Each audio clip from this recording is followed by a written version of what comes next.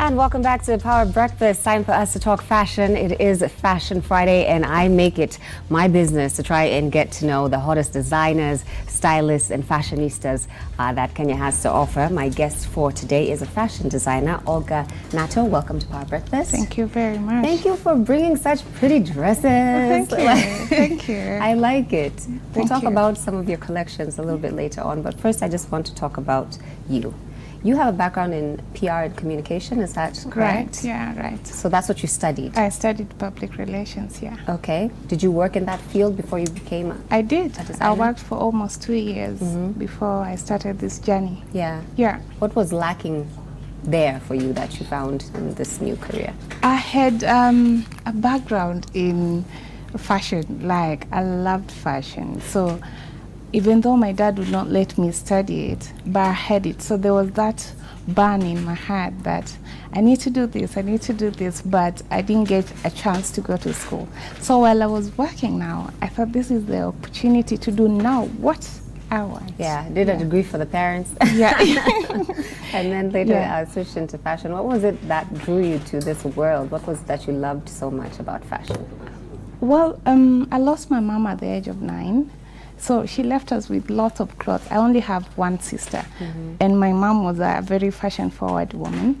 So I started reconstructing and redesigning the clothes that we were left with, and that's where my love for clothes and fashion came. Yeah. So later in life, after campus, I moved to another country abroad, and there was just world apart. I would either get very high-end outfits of very low quality. So the middle class basically had no role. Yeah. So I felt there was a gap in that. And when I came back home, I wanted seriously to pursue that. And I enrolled in graphics and design just to go around it. Yeah, but my sketches, my drawings, I would just do stuff that are related to fashion. Yeah. Yeah. Awesome. So talk to us about the journey of beginning as a fashion designer. When did that start? What year were you starting to roll out your pieces? My journey would begin like 4 years ago. Yeah, I just moved from home to my small house, and I knew this is me, this is the time to start me. And so I started off with just one tailor, and it was because I was afraid. I was so afraid to start this. My brothers would tell me, like, who gets to retire before they start working? Because I was just 2 years old in PR world, and it was well.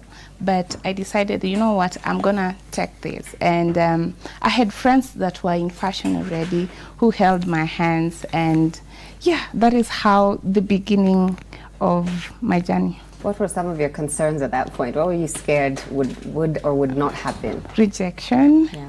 Not knowing much, and in fabrics, not knowing much because I did not have a background in school for this.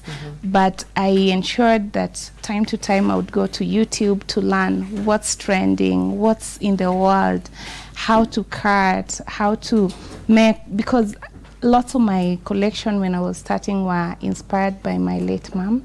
I wanted to look at her as a young woman. How was she dressing in the 70s? Wow. And how could I bring the 70s to modern? So I wanted to combine the two to bring this. So I wanted to see her live in my collection, That is truly inspired. Thank you. Let's talk about the Kenyan fashion market as you're entering. So many people are in the scene, trying to stand out, trying to get noticed, trying to have their pieces sold.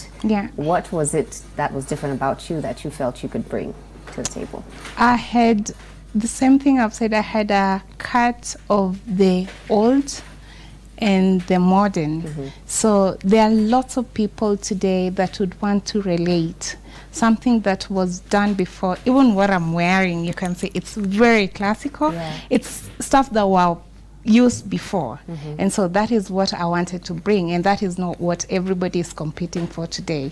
And then also my choice for fabrics. The fabrics that I use, I tend to use very sheer fabrics and African fabrics. Just fabrics that you have to be daring, you have to want to be like that to associate with my brand. One thing that's unique about you is Yeah. that everything that you make is Kenyan made, Exactly. including the fabrics you source locally. I source locally.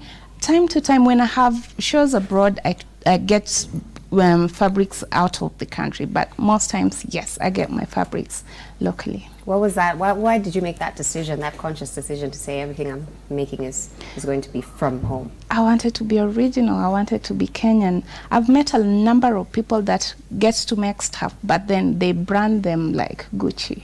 And then I'm thinking, yeah, it's very important to recognize that we have talents locally. Yeah. Yeah. I want to talk about your award that you won. Tell us about this award. Thank you. That's brought with Thank you today. you. It was quite exciting for me. I have been traveling a lot for fashion, both locally. Locally, I've done Kenya Fashions Awards, among other shows. Internationally, I've done Aberdeen Fashion Week twice in a row.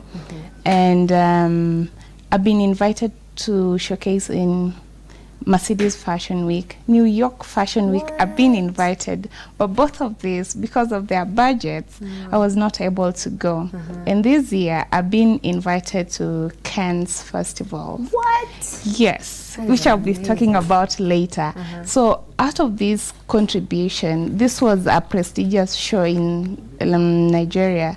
So these guys saw how consistent I've been in my work, in everything that I do, and they decided to reward me with this award. Wow. Yeah. That's incredible. Congratulations. Thank you very much. I mean, just in a few short years, you've managed to accomplish. I know, it's quite been a bit. push. Well, you make it seem like it's just been, I know, easy. it's been such a push, yeah. Your pieces, I just want to talk about your collections, because I think it's really interesting. I was looking on your website. You have, this is a champagne collection that you This is brought champagne collection. for us today. Talk us through this. Wow, if you've gone through my website, I think you've seen much more than this. My collection was inspired by champagne, so that's the name, champagne. It's just such a pretty color. Like, I love Thank this. you, thank you. I showcased it at the Moet event that we did a collab with them about 2 weeks ago, and we wanted to show the people that attend Moet that how they need to dress. Because sometimes you invite people in high-end events and they show up in trousers. So we It wanted can be a little bit intimidating. People just don't know. Yeah. Don't know how to dress for these So we wanted to create this, that when you're invited in some events like those, how you need to show up. Okay. And so, one of the pieces was actually nominated or put as the brand ambassador for Moet will be wearing one of the pieces that you will see later. That's incredible. Again, yeah, thank you. Yeah, but talk to us about these individual pieces. What's the inspiration happening here? This was basically chickish. I wanted to see. It's very conservative, a bit revealing, but very conservative. This was a simple look that I wanted to create just for a woman who is just trying to get in. If you can see, I've used sheer and I've used a stretch fabric. So it covers a lot. It's unlike the other one that we will see, but this covers a lot. So we were actually looking at this at the first time for the Moet girls, that this would perfectly work for the ashes. Yeah, so this was made for that. It looks fun, flirty. Yeah. I really like it. Right. Yeah. And we have something completely different on this other end. Exactly. So this one, it's a lot of fabric. I've used like 16 meters. What? Yeah, of this, and this is lace applique. This was done by hand. Wow. These are stitched just by hand, and the lining gets to be here. This is very revealing. It's for a woman who is daring, and knows what they want, and wants to get that they want. Yeah. Where would you wear that to? Example, I said Moet event. Really, a high-end. High end. We have lots of red carpets on. Yeah, you'd want to wear this very, very executive cocktails and evening evening. It's a lot of fabric, but it's a beautiful dress. Thank you, thank you. Yeah, it's a lot of fabric. I wish we could get pictures of it, and then you see how flowing it is, and the wings or the hands are like. I can only imagine. Yeah, it's pretty somewhat. Yeah. So you talked about that being for a bold, strong woman who knows what they're trying to get in life. Who is that typically who you design for? Like, who do your designs normally speak to? There's that inner me that is very untamed, and then there's the outer me that is very tamed. Sometimes when I design, they are in competition. Who wants to come out much stronger? But my collection basically talks to those women that are fearless, sexy. They know that they're powerful, and they want still to keep it cool, and they want to look sophisticated. Yeah.